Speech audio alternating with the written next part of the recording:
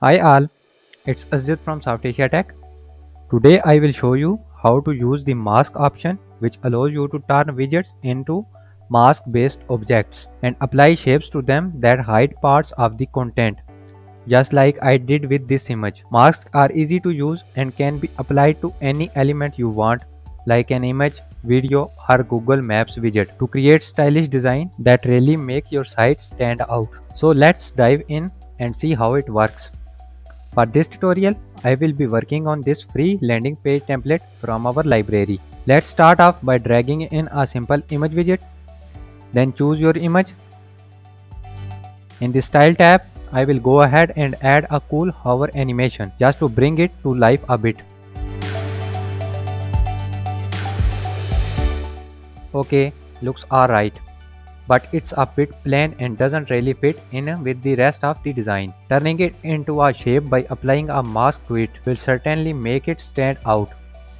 You can find the mask option in the advanced tab of any widget. Simply click to toggle it on. By default, the shape is set to circle, which actually fits well here. But you can also choose other shapes from the list such as a flower or this blob for example. And if you want to create an even more customized design, there is also an option to upload your own custom SVG or PNG mask shapes, which is what I will do for this example. I will use an SVG file I specifically created for this design. So it fit it nicely next to the title. Next you can set the size of the mask. These options allow you to specify how the mask should be resized to fit its container. By default, it's set to fit, which makes sure that the mask fits exactly inside the border of the widget while maintaining its aspect ratio. Setting it to fill, stretch the masks so it take up as much as space as possible regardless of aspect ratio. Alternatively, you can click on custom to set a specific size. You can either use the scale slider or enter a precise value to get the result you are looking for. Once the size of the mask is set, you can choose the position of the mask that best fits your design.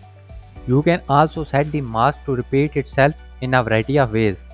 Just play around with the controls to see what works. For this design, I will disable the repeat and set the size to fit. The cool thing is that these settings have device icons, meaning they can be tweaked specifically for tablet and mobile devices. For example, on mobile devices, I can set the position of the mask to the center left, so it's aligned with the rest of the content. Cool! Now you know how to apply masks in Elementor and use them to really make your design stand out. Apply them to the video widgets and create unique visuals that bring your website to life. So we are really looking forward to seeing what you come up with. Let your imagination go wild and don't be shy to share your creations in the comments below. Well, that's it. Thanks for watching, and as always don't forget to like and subscribe to our YouTube channel for more tips and tricks.